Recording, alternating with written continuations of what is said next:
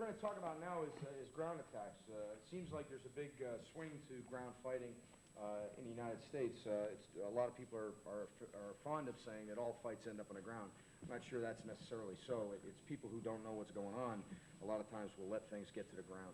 You'll also hear a lot of jiu-jitsuans talk about as he starts to come in to take me down and starts to bend down to tackle me, most jiu-jitsuans say they'll take anything that I can throw to get my legs to take me down. And that's true because most people don't know how to develop power close in. They have pretty ineffectual strikes coming in. And the moment of exposure for the guy that really can get in fast, wrestlers, jiu-jitsu players, is minimal. So what we want to do is adhere to a few basic principles, okay? The first principle is, as he starts to come down in, I don't want to give him my legs, okay? Because even if I bend at the waist like this and I start to roll back, he's going to hook my legs, and that's what's going to end up taking me down. That's the problem. Yet, you'll see, go ahead, just come on in and take me down. You'll see people back up all the time like this, which basically stays straight in line with where he's coming from. So what happens is they hook a leg, I'm going back already, bang, and I'm back on my back. He's pile drive me into the deck, which is not a good thing, obviously. So all we're talking about is how to keep him from hooking a leg but hurt him. So as he starts to come down, we're going to do a technique called sprawling, which basically all we're going to do is we're going to apex our hands, and we're going to use this strike right here, incidental striking, right here on the side of his neck, right in this brachial plexus region, okay? If he comes straight in and his head's here, even better. Bang! 2 strikes right here, and I'm using his body weight to drop my legs back. From that point, all I've got to do is direct his head down to the ground, and he'll end up right in front of me. So do a committed takedown where you're trying to take me down. Basically, all I'm doing is hopping back and then up controlling his head where he's straight down on the deck. Do one more time. And again, I'm ending up with my hand on the back of his head. I've already struck him, and I'm pushing his head down. Now, the thing you got to remember is, even if he's a real big guy, Scotty, can I use you for a second? There's no way I can stop Scott. There's no way I can stop him dead in his tracks, bang, like this. So if he starts to drive me, it's okay to lift my feet up off the ground to get my sprawl, okay? As he starts to come in for me, if you watch, all I'm going to do is kind of stutter step back as he continues to drive. He's too big for me to stop. He comes in, bang. I'm just going to kind of get out of his way, keeping my legs back here, and redirect his motion down. Once I'm here, all I've got to do is drop one arm down. That's it. Changes the direction of his motion, and really now in a good committed attack, takedown, just brings his head straight down. There's nothing to keep me from bouncing back, bouncing back. It's just staying agile with your feet, okay? Now, let's say that that's the first way that we want to basically defeat a 2-leg takedown. But let's say I turn around and he's a little bit closer. He's right here when he starts to take me down. I got a lead leg up here, okay? Or I turn this leg's up, and he starts to already take one leg. Well, I got to kind of welcome him in at this point. I want to hurt him. I want to sprawl one leg back, and then I've got to start working his body. So now, as he comes in, he might have one leg. Basically, what's happening is I'm just throwing this arm up, taking whatever hit. Bang! Hit his head, hit his face. This leg comes back, wham, and my target starts to be the kidneys, base of the spine, middle of the back, and this is sprawling, okay? I'm also dropping my weight so he can't just immediately stand up and pull my leg with him, okay, as he starts to lift me up off my floor. Go ahead and just lift that leg. I don't want this to happen, okay? To keep that from happening, I got to push down on his head. So I'm pushing down on his head with one hand, wham, and abusing his kidneys until I can get out of this one-leg lock, okay? So go slow. He comes in, all I'm doing is basically dropping one leg back. He might still get one leg, but I've already started to crack here with good, effective strikes, okay? Remember that a fight, by its very nature, is a struggle. So nothing's clean. You're just going to have to work with the tools that we give you, the cycling, the strikes, the hammer fist, the cupped hand blows, the eye gouges, all of that comes into play, which is the last point. Let's say he's right on top of me. I turn around, and he ducks down, and he's got me. He's got both legs, and he starts to bring me down. Most people will try to re-grab, okay, and then we end up on the ground. We come down here, and I end up like this. That's not going to do anything for me. I'm not hurting him. He's bigger. He can drive me. Some people will say go to the choke. So I'm here, and really, he's got his shoulder buried so deep, I really can't get in there to choke, which isn't doing anything. Now, something that's illegal in jiu-jitsu and most tournaments is, why do I want to waste time here, where right from the start, as he starts to bring me down, go right to his eyes, transfer hands, pull him over. Now I'm here. I got control of this guy. Okay, I don't want to mess strength to strength with him because I can't do it. There's no way I can effectively match my strength with his. So, right as he starts to take me down, I go right to his face. Right to his face right away. Now, even if his momentum carries him across here, I start to down. I'm already starting to manipulate his eyes. I got fingers in here, and I'm going to rip his head away. Now, I'm still on top. I'm controlling his face. Now, I got hands in his eyes, and I'm controlling by being right here in front of his face. This is what's going to hurt him, his eyes. If you look at the size of him, I can't hurt him. There's no way that I can basically outpower him unless I go to his vulnerabilities, his eyes, his throat, cupped hand blows to the side of the head, all the things we talked about.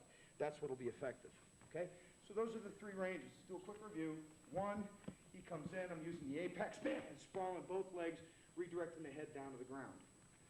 Mid-range, he gets one leg, I'm going to welcome him in, but I'm going to start hammering big cycles on his back.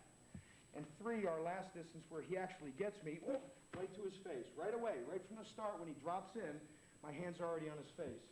Already started to manipulate it on the way down, finger in the eye, transfer, pull, push, stay right on it, manipulate the head, start punching and hurting, okay? So that's what we're going to do from those three ranges. I've knocked my attacker to the ground, maybe I get a little bit excited, maybe I put a boot in there, boom, and I get excited. America's a culture of wrestlers, and I all of a sudden find myself, bang, coming down here. Obviously, I don't want to put my head between his shoulder and his head and doing one of these because he'll grab me up, okay? I don't want to try to immediately mount him because I haven't hurt him any more than when I initially knocked him down. So what I'm doing is I'm going to the back side of his arm here, spreading him out, giving him an inability to do much to me. I got my shoulder here, I'm good and covered, and then I'm going to start hurting him on his floating ribs. Boom! Two knees, good, long, hard, straight shots into the rib cage, or go high under the armpit, whichever feels best. Now I'm going to go to a half mount. I'm going to put my shin bone across his groin area, right up to my instep. I'm still staying low. I haven't risen up. Now I'm going to commit. I'm going to come all the way up, out of reach of him, and I'm going to fire off. A couple of good axe hands. Even if he's guarding, even if he's putting his hands up, I'm still going to fire him. Okay, I'm still going to want to hit him and get him to stay defensive.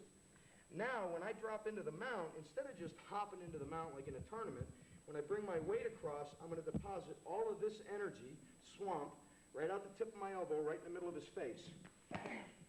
Right here. See, that's how you want to drop into the mount. Okay, so we're here. I'm going to get in here. Now I've already dropped an elbow in here. I've hurt him. Okay? So basically, from that position, you normally find an opponent is uncomfortable with you on top. A lot of jiu-jitsu players will stay up here doing this. He'll start to cover and do all kinds of things like this, or start to strike back. But more normally, guys will try to buck you off. I've just hit him. He's going to try to throw me over him. So he bucks, and now all of a sudden I'm in this position. Real high on him. My weight's forward. He may have an opportunity to scoot through between my legs, get away from me, push me off, unweight me. As soon as he bucks, and I do want to be high in the mount position, not too high though, I'm here, he goes to buck, I'm going to go, and I'm going to put my chest right on his face. I'm actually going to put pressure right on his face, right here, okay? So now I'm in this position. From this position here, to regain control, a couple of cupped hand blows here, get your fingers on his eyes, put your thumbs right here in his eyes, rock back, and now we're continuing to fire. Now, some people can go into manipulation techniques. We go into a manipulation technique, but for our purposes on this video, basically once he tries to buck you off and you've defeated that by going here, all you need to do is come to his face, get a finger and an eye, lift up, hand in his face, and just start wailing. Here, here, here. Remember, if I just try to get up, he's going to do something to me. If I just try to do this, he'll grab me. And now we're back into some kind of manipulation where he's hurting me.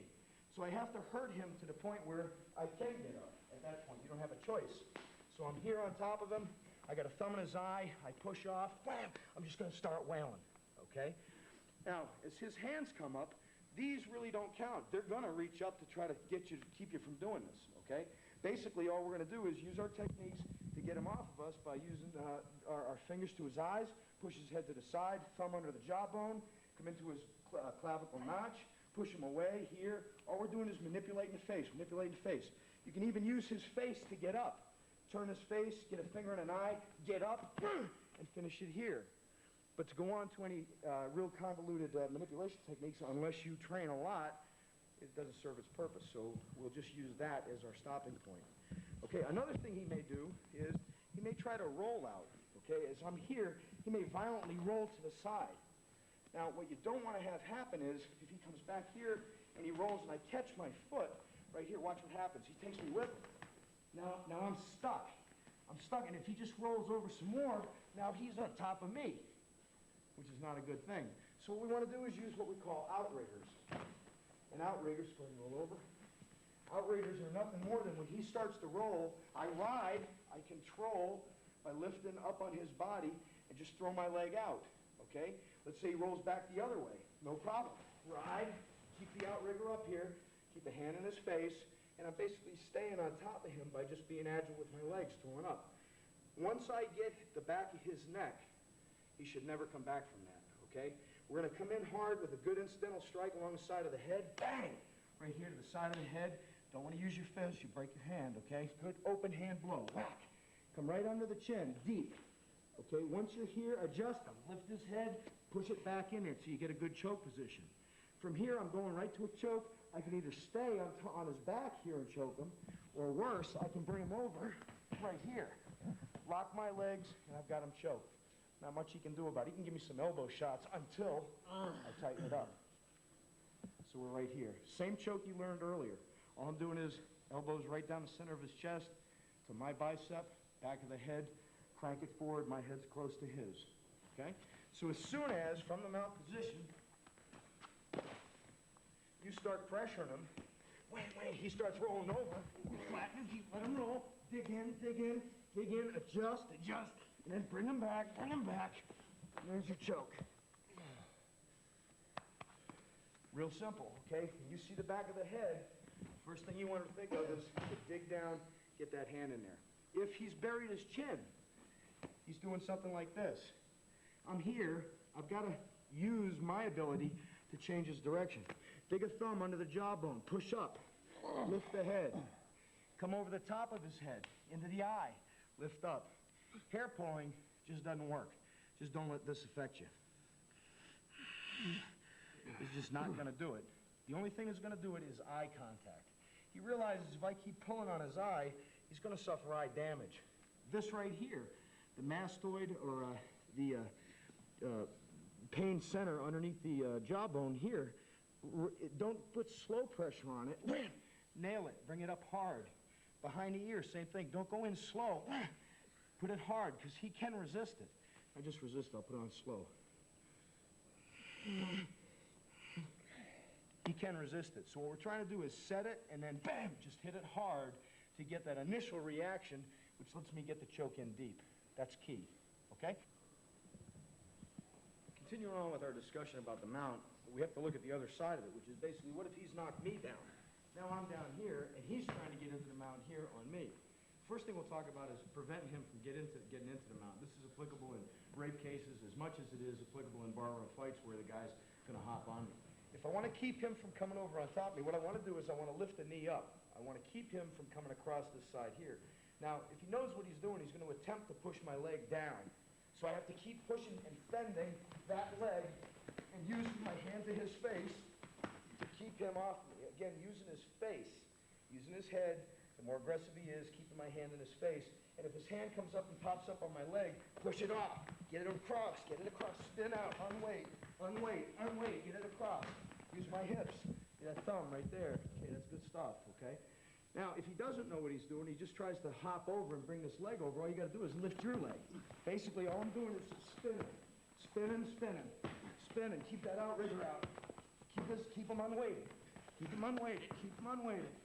now I'm just using my shin bone to keep that weight. What I don't want to do is this. As he starts to come in, roll. Because once I'm here, I'm done. Now he flips over on top of me, brings me with him. I can't do anything. I've been had, okay? So I want to make sure that my hip rotation happens using this foot and my upper body. See, I'm unweighting it. I'm not rolling it. I'm unweighting it. Lift up. Sometimes you may have to push off his body and change direction. He starts to come in, push off his body, and then put it out again. Hands in face, hands in face. Okay? Controlling it right here. Okay? Now, once he gets over, let's say that that fails, or he just, I'm still out a little bit, boom, he comes on top of me. If he's just got me here, like this, don't do anything. Don't expend any energy. Don't try to fight. He's not doing anything to me. He's not hurting me, okay? The only thing he'd be doing now is yelling at me, or I shouldn't expend any energy. I do want to lock one of his legs down. I'm going to do that by taking my foot and putting it on the outside of his foot, right here, okay? So if I'm here, I'm just going to lock it right here. That's going to keep him from pivoting. Now I've started to take a little bit of control, okay? If he starts to throw strikes down, if he sits up, you can see that I can't touch him. Now extend your hand. He can touch me, okay? So I'm in a really bad position. The mount is a very, very bad position to be in, okay? There's a couple things that we can do. If he's grabbing me, he reaches down and grabs me, we do one of the same things we do standing up. All I'm going to do is hook this hand, come up to the clavicle notch, and then rotate him with pain.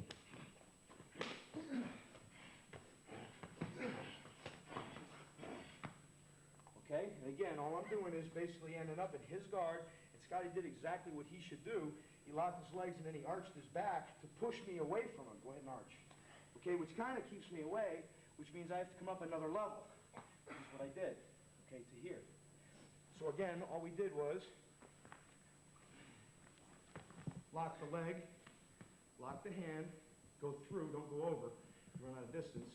Here, now I'm going to direct him with pain, right to the clavicle notch, pull and push. Hold it in, hold it in, hold it in. You can see how uncomfortable that is, okay? Fingers go in and then behind this notched area, deep, just like that. 2 fingers, maybe 3 fingers, all you can stuff in there. Try to go behind his goddamn collarbone. Pull, keep the pain on him. Then walk up his body. He's got a good hold on my legs, or on my hips. I want to get him off me. Peroneal nerves, which we attacked earlier, are right here. All I'm going to do is basically take my elbows, drop them here, go to his cup, and drop them in here. So again, if I end up in his guard, this is his guard, come up, hammer fist, push, elbows up, lean back and away from him. Right into the, you can see by his reaction, digging him in there hurts. From here, straight down to the groin, push off, into the groin. Come out, bang, there's the ankle, okay? So what we just covered was getting somebody off us of the mount position and then basically getting out of his guard. Now, let's say I can't get him off. So he's here and now he starts to punch me, okay? Basically, number one, you got to protect yourself. I've tried this, it doesn't work. Next thing I have to do is I have to control this distance. If I just let him up there, I can't defend myself that long. He'll wipe my arms out of the way. He'll start hitting me and abuse me. It's very difficult to defend from here. What you don't want to do is what we did in the last portion, which is this. To get away from it. Because once I try to get away from it, you can see now he's got the choke. Okay, so I don't want to turn. What I want to try to do is when he starts hitting at me, is to bring him down to me. Now, this isn't really a really effective choke because I've got half his neck unaccounted for. But I've got one arm on the side of his neck. I got this choke lock here. I'm going to roll right here. I got his leg tied up, and I can at least maintain. Now, you can roll out of this, but it's very difficult. Obviously, the size differential between Scott and myself. I've got to drive his body this way or this way, which I may or may not be able to do. Best way to do it if you're going to is pull here and push here, or push here and push here. So I'm going to push him this way. I'm going to pull him this way. Let's push him this way first. Body arch now. If you look at the drive, I got good drive having, see where my shoulder is underneath his chin. It's not a choke. What it is it's just basically a pressure technique. You feel that? Okay? You all right? Yeah. So I'm right here underneath this jaw. Okay? If I roll the other way, here, now I'm going to concentrate on pushing with this foot. I got to kind of get this one out of the way. I'm going to pull here, arch my back, and I end up with the same thing. shoulders underneath his chin, I'm driving. Now from here, the correction is, go into your mount, bring his arm across his throat. Now I'm to the back of his arm. Basically, again, I'm here, I can play with his face, I can cup hand blow, do anything I want, okay? So the big thing is don't panic. Understanding that as he starts to wail on you, you're gonna have to make a move quick. When that hand comes down, pass it, go to the outside, straighten this arm out, fold it across, there you go, hold on, okay? Same thing if he goes to the other side. I go here, same thing. Pull him in, now I've got pretty decent control. The only thing he can really do is give me rib shots on the other side. He continue to hit me here, which is a whole lot better than the alternative, okay? Now, let's say I have him in my guard, okay? So go ahead and back a little bit, Scotty. And I've got him in my guard. Now you can see, even though I'm small, if he tries to reach my face, really, he's got a hard time. He can irritate me, he can gouge my eyes a little bit, but I can defend fairly decent this way. It's a relaxing position. I'm not trying to expend any energy. I'm not crushing him. I'm just holding on. When it gets dangerous is when he starts to stand up. As he stands up, now reach down to my face. Now you can see he's got full access. And I don't want this to happen. My neck's at a bad angle. My body's at a bad angle. Groin, stomach, etc. Come on, down again. Okay. So as he starts to go up, what I want to try to do is pull one knee to get to the side. Okay, basically all I'm doing is come up, taking my hand here, I'm just going to pull this side right here and blow out anything that he's helping himself up with here, just like that. Now look what happens. Now I'm on my side, he's collapsing down. Look what happens if we roll over a little bit further. Just roll like we just fell down. Now I'm in the mount. Okay, we're back into this position. Okay, so come on back up. I'm in the guard. Okay, he's having not much effect. He starts to stand up. All I'm doing is basically catching on here, and then this arm right here is what's going to blow out. So it's a pull and a push, okay? When I do that, I got to get my body out of the way. So all I'm going to do is just push, bang, just like that, okay? If I don't get my body out of the way, what will happen is I'll blow him out, and watch what happens. He falls, oh my, right on top of me. I didn't gain anything. I've got to move my hips as I do it. So I'm going to use this pressure off this leg, watch my hips now, to pull to the side. It's my body weight, my legs that drop him down. I can't move him that strongly. I'm not that strong for my hip flexors. So it's a good way to return this at least back down to parallel and then roll it up into the mount if you have that opportunity. Okay? Another danger from the guard position is, let's say that I'm in Scott's guard. He's got me in the guard here, and I've just done my technique here. Bang! He opens his legs. Now I turn to get out of this situation, okay? I've just struck him. I strike his groin. When I turn to get up, he locks his legs again, and I end up here. The thing I don't want him to do is reach forward, grab me, and pull me back into the choke, because once he's done this and stretched me, there's not much I can do. So the first thing you want to do when you find yourself in this situation is lean forward. Come up and get onto his feet right here. All you're trying to do is, as you come up, is basically take your elbows, and you're going on the inside of either shin bone right here. You're setting your elbows here. Now all I'm going to do is grab his foot, and when I grab his foot, I'm going to rotate it, tip back, while I dig my elbows into the sides of his shin bones. That drops him right back, okay? So all I'm doing here is I got this, I'm coming just like this, leaving it locked, and dropping him back. Okay, to get out of it, just keep pushing, hold this, keep pushing, and throw it away. You just hold tension on the arm, on the leg. Once you've got this lock started, he's here. Once you've got this started, I'm just using this as a cantilever. I still got pressure. You all right? Yep. Tell me if your knee starts to get over-rotated. Still got pressure, still got pressure, still got pressure, and I'm out. Okay? So what we're doing is basically sitting out. It's called sitting out. Okay? Let's say Scott's on top of me from behind. I'm here. It's probably the worst situation that you can get into. If you look right here, his legs are on either side of me. What I want to do is I want to take my leg and get it over his leg. Here, over his leg. Now all I'm doing basically is while I'm protecting him, I'm keeping my chin down, I'm protecting my eyes and my chin.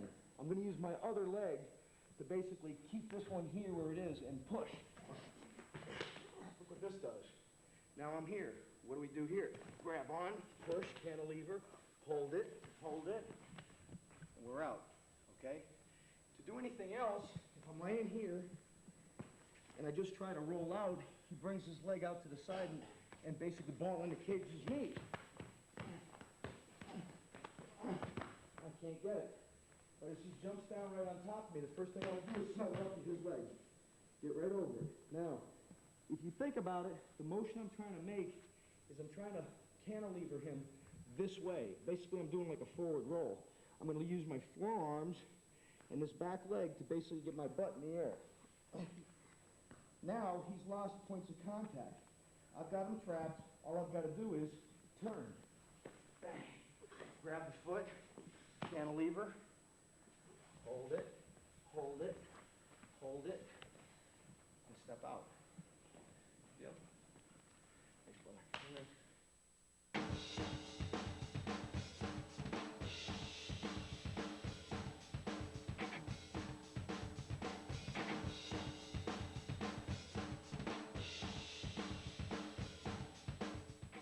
What we're going to discuss now is use of bludgeons, use of stick, and there's a lot of things that you can do with a stick that get into the Eastern philosophy and Eastern type of combatives. We're not going to talk about any of that. We're going to talk about the Western use of the stick, which is basically just as a club or a bludgeon.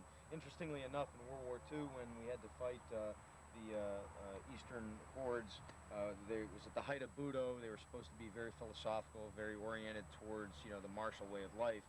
A lot of things were decided on the battlefield by a 19-year-old American swinging an M1 Garand like a baseball bat. Just basically attitude and just not getting into the martial arts thing, just using this to wail. That's one of the most important things we can do, is just wail with our stick, okay? Anyone that's doing a lot of wild technique, if you just continue to keep your wood out in front of them, keep that stick out in front of you, they've got to come through that to get to you. And a lot of times these really flowing blocks and a lot of the Eastern kinds of movements just won't stand up to two good-handed power swings to real good hard manipulation of the stick, which is where you want to be, because it's simple to learn, easy to practice, and easy to use in the street. So we'll talk about our 5 basic angles. Basic angles, number 1, it's going to come center line, okay? It's going to come straight down. I'm going to think of this as a cutting edge, just like I was going to slice him in half, just like this, okay?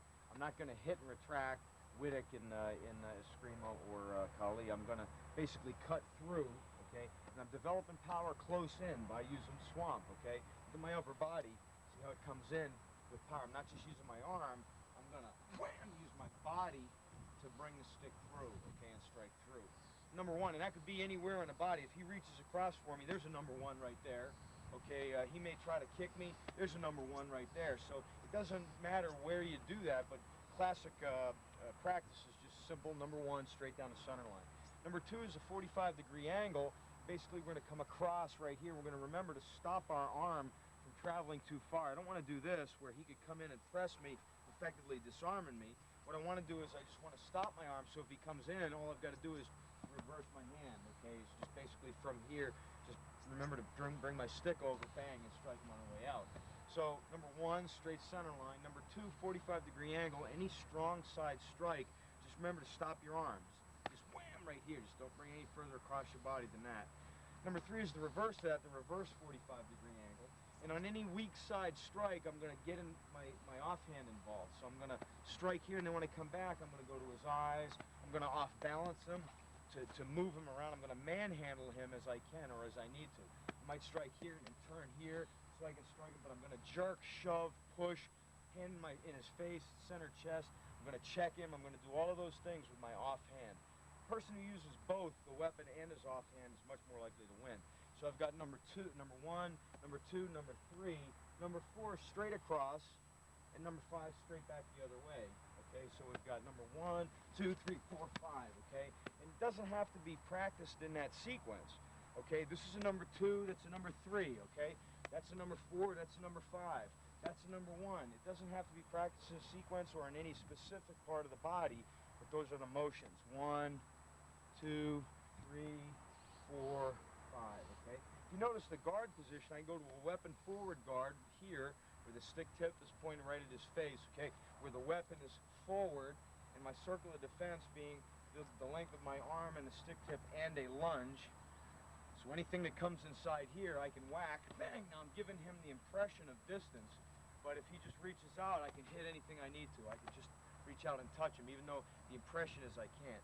Or a weapons retention guard, okay, weapon side back guard, the weak side guard, which is here. Now I'm using my offside hand. If he runs in here to stop him so I can continue to use my weapon, okay? So you got those two guards. That's the basic guard position, standing just like this, stick tips pointed at him, just like in our knife position where I had the knife. My fingernails are along the seam of my trousers, tips at him right here. This hand is up here by my cheekbone, and it's an articulate elbow. I can move it. I can protect myself high and low, okay? Now, the passive guard is where I've got two hands on the weapon. It's open, my ass, baton, or whatever it is I have in my hand, resting against my collarbone, my hand's right here, and basically all I'm going to do to attack from here is pull and push. I'm going to pull with this hand and push with this hand, getting a two-handed power stroke right off the bat, okay? Right from here, bang, it's going to come off. And then, of course, two-handed power strokes this way, okay? That's the passive guard. The active guard is I know something's going to happen. My elbow's up, pointed at him in case he charges. I've got a lot more momentum coming off the stick as I drop my elbow right here, and I'm going to push and pull straight through, okay? So this is a lot more active guard. Passive guard, active guard, okay? Those are just your ready stances. Okay, now, to block, we used to teach a block for each strike.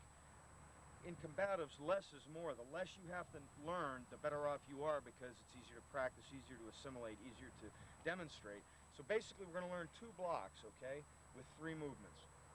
The first movement is any strike that comes in over the top. If you would, just go ahead and strike in any of these three positions right here or anything in between.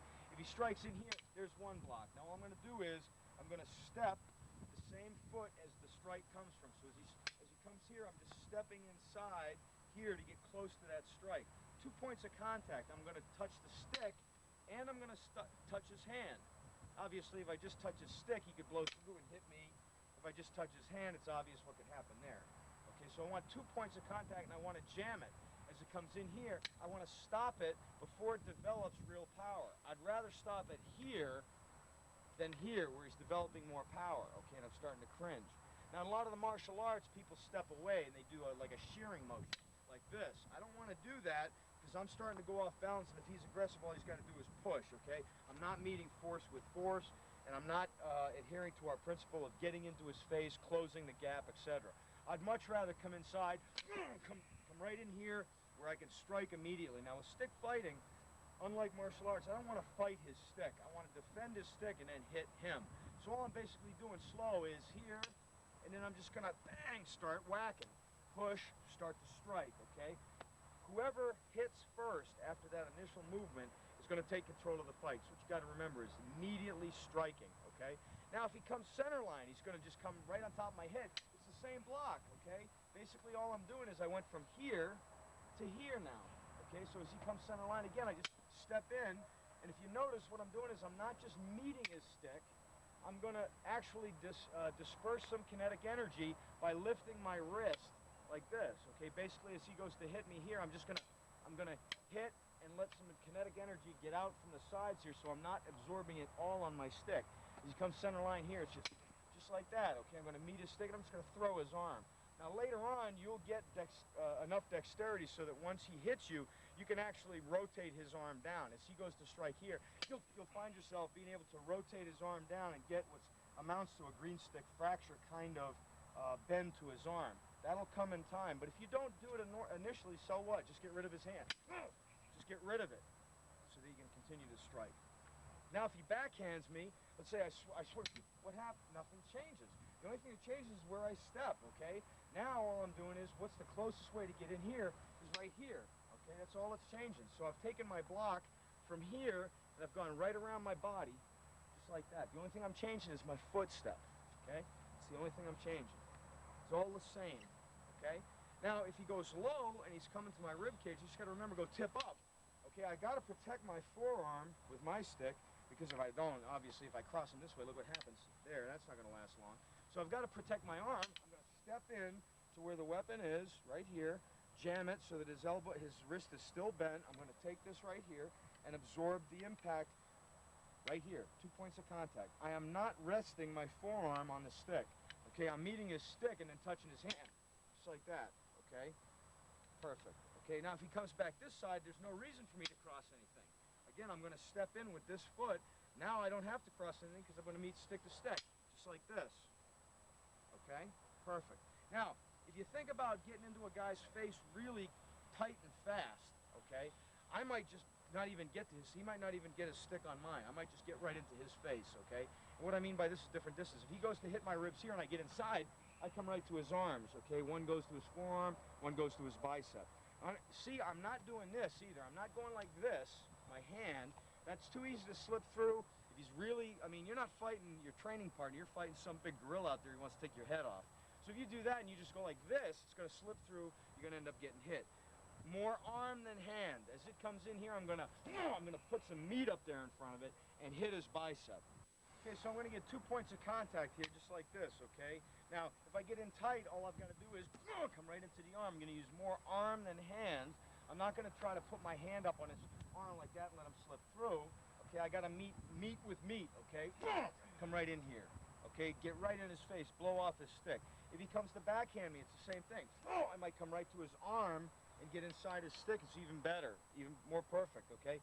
He comes in low right here, it's the same thing. Oh, I get inside right here onto his arm and his hand, and he goes to backhand me here, it's the same thing right there to his arm and with my stick on his arm. I'm not even addressing his stick.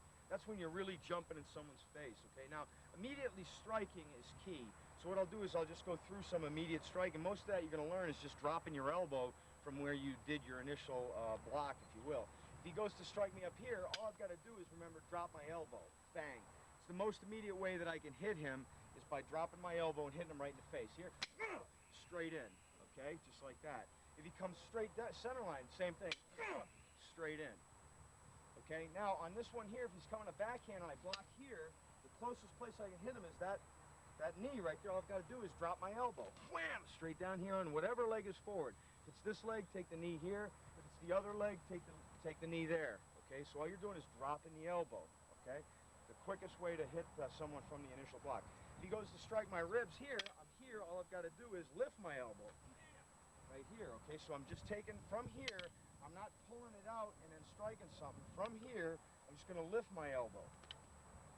Take any leg that's forward. If he goes to the backside here, right here, all I've got to do is strike the hand. That's the closest target that I have.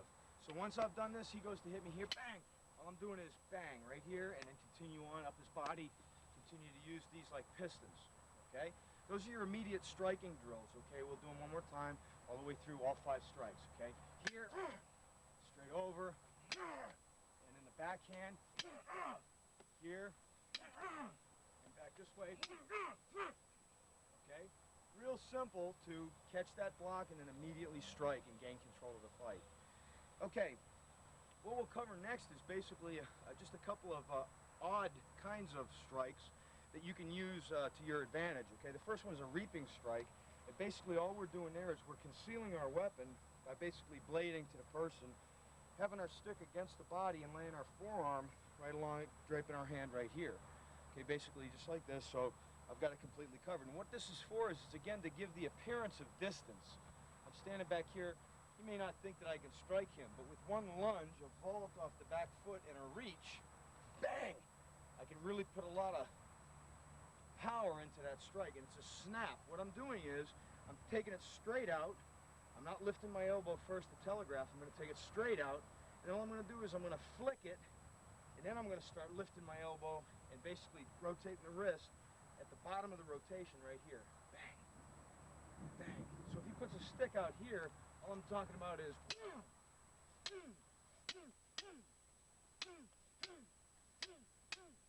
and I'm just going to keep all of this coming out here, just in front of me like this. He's got to come through that to get to me, okay? Called redondo in some of the martial arts, okay? I'm basically redondoing over and over and over. And just vaulting as necessary to get my distance, okay? It's a good technique called a reaping technique. You can also use that with a closed-ass baton to jet it open. Bam! I can't even see it coming. Next technique is a high-low sequence. This high-low sequence starts from the guard. Basically what I'm going to do is, it looks like I'm going to hit him strong side, okay? If I'm standing here and I do this, obviously everyone starts thinking I'm going to hit him right here. In effect, what I'm doing is I'm going to reach across and use my hip and weight and over-rotation of the wrist to spring onto the side of his head. Then I'm going to take a step and use all of this spring to take that knee. So what I'm doing is I'm bringing his attention and his attitude up, and then I'm taking his knee out here. So if he's got that stick up in front of him here, it's here, this being his head, of course. Okay, here. All I'm doing is lifting the elbow here, come down on the leg. Now I'm not doing this. It's not what I'm doing. I'm flicking straight in. Watch the tip. Bang. Okay, now I'm just going to add a twist. Bang. So even if he's standing there and he's got his stick up, I can still, bang, get right inside. I'm not going to make a big movement and come around and hit his stick. I'm coming right inside. Bang, right here, and then continue to use that high-low technique. So it's high, then low. And you're using that rotation of the stick just like this. Okay? Also another technique, fanning or abanico, that the Filipinos used to use. Remarkably enough, these are also can be found on the Marine Corps hand-to-hand combat tapes from 1940, 1941, 1942, because we used some Filipino individuals to train the Marine Raiders. You can see these kinds of motions all the way back to then, so it was assimilated into Western style of combatives. Okay, so that's a technique right there that we can use. Another technique or sequences that we can use, two real simple ones. One is a Fairbairn sequence, and one is a Steyr sequence. Basically, those are nothing more than one uses the tip, one uses the shaft. Okay. In the Fairbairn sequence, we're standing here using our stick overhand and underhand, kind of in a relaxed, casual mode. And our first strike impacts the side wall of the stomach.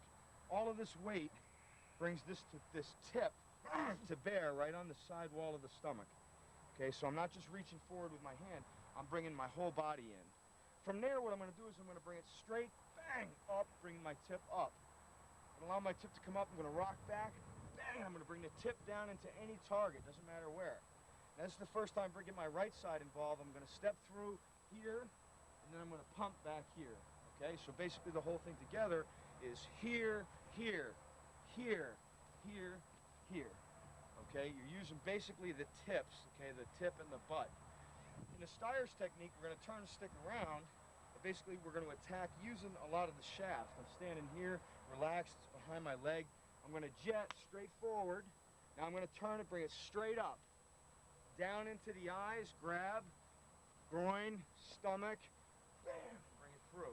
Okay, that's an aberration. There were two additional movements that John Steyr used in World War II, but it's very difficult to control the person when you use them. You have a tendency to push him away, and you're not done beating on him yet. So, again, standing here, I jet forward, bring this across straight up, down, grab, 1, 2, and then finish right there with a strike with the back part of the tip. Okay? Those are two very basic sequences that you can use to practice with the stick extended and in your hand. Now, stick chokes is a way to use your stick basically to apply choke and leverage onto a person, okay? Doesn't matter how you get there, but once you're struggling with this person, basically if you can get into these situations, you can use this effectively to choke, okay? The first one is I've struck him, I'm going like this, I slide my stick and arm underneath here, okay? I'm just driving it straight in, straight under this rib cage here.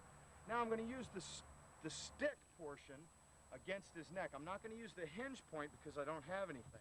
I'm going to use the stick portion, put my palm facing me, and then all I'm going to do is pull him back and down.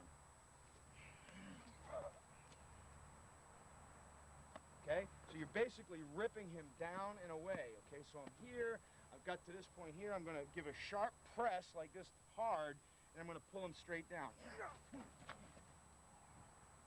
Okay?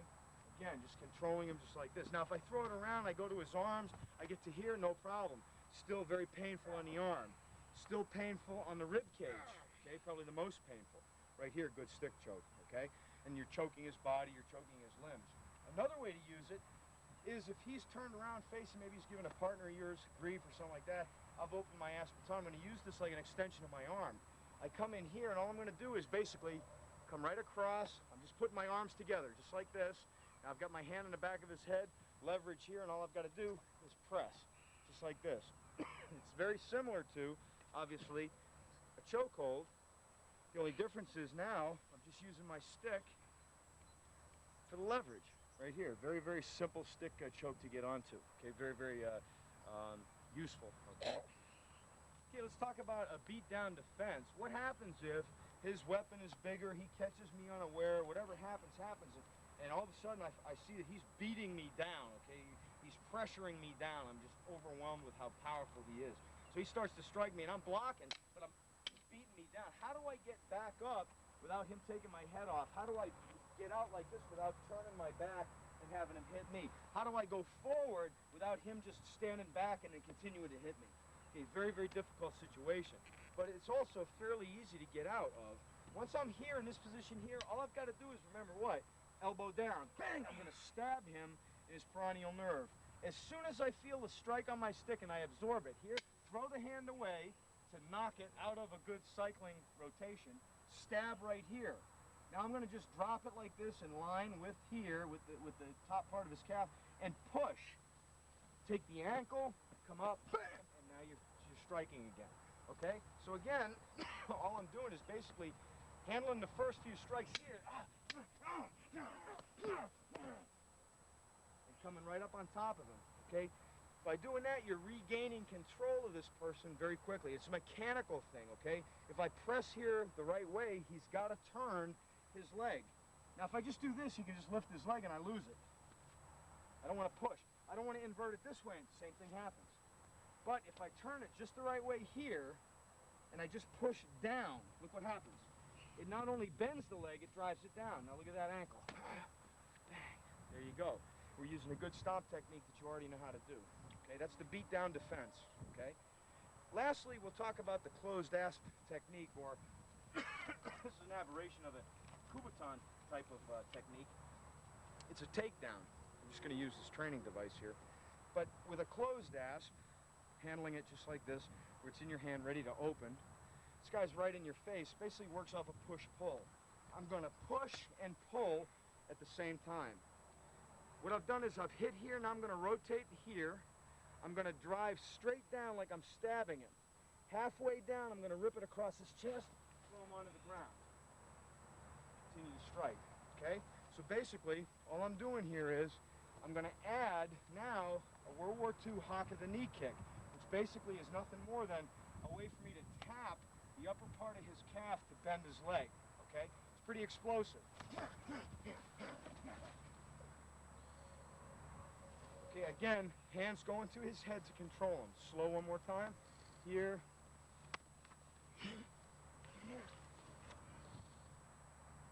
Okay? If you practice those techniques with the stick, that's a pretty well-rounded program.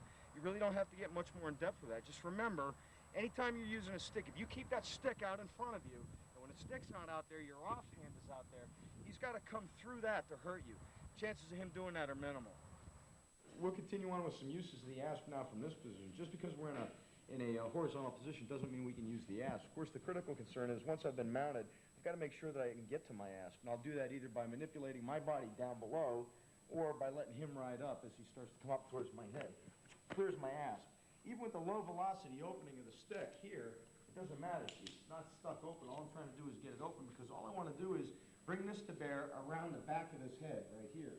So all I'm trying to do basically is bring this around the back of his head here to use the hinge point created by my hand. Now all I'm going to do is I'm going to take my other palm, face me in this direction. I'm basically going to pull him down to me using the width of the stick in this direction here. To roll him off me, all I've got to do is tug this back hand and push with this back foot here. Now I've got the aspeton behind his neck right here, which is the surface I'm pushing his head beyond right here, just like I've got a pipe underneath it. I'm going to use my shoulder underneath his chin to rotate the head past that stick.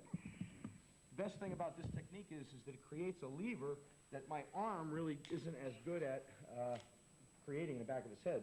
So low velocity open right here, all I'm basically doing again is pushing it, laying it across the side of his neck right here, right along the back. I'm basically taking this hand, I'm going to go to the point of the stick and pull down. Okay, once I've pulled down, I've got some pain starting. Now all I've got to do is push with my back leg and rotate over to pull him, just like we did on the ground techniques, until I'm on top of him. Once I'm here, I've got my face in his, I've got it against the back of his neck. All I'm going to do is make one adjustment to slip my shoulder down and under his chin. Here. right to here. And now I've got him in a good stick choke position and a reverse choke. Actually, you can become one-handed choke by just basically doing this. So now I've got the stick propped up against the ground, his body weight's on it, my shoulder's underneath, finger in the eye, and there I go. Another good technique that you can use with the asp to rotate somebody off of you, once I'm here, and no matter what he's doing, basically I've got all of this going on. It's going right around his back to his rib cage. All I'm going to do is just lay this right around his back right here using the asp, the shaft of the asp against the rib cage, against the floating ribs. A lot of point pain right here. All I'm going to do is use this palm facing me. If I try to do this, I'll run out of compression room because my arm runs out of distance to pull it. So all I'm basically going to do is turn my hand around so I can push in here, and then the effect is the same. All I'm going to do is use the length of the asp against the rib cage to pull in. I can work it up and move him off me. I can move his body down by pulling down. Okay, he'll react to the pain. It's just sheer pain avoidance. Okay, I can also go a little bit further with the stick and come underneath his arm right here. So now all I'm doing is I'm shooting this past the inside of his arm here and getting it inside to rotate him off. Basically using it as an arm bar. Okay, I'm using the point pain of the weapon, the shaft, against the bicep to create pain right here, and more often than not, I'm using it as a lever to get him off me. If you look back here, without this pressure right here, I mean, that's a beautiful way to get him off of me. There's no way for his arm to go. Okay, once I've started to apply pain and pressure, I just rotate. And I'm right on his bicep, right here.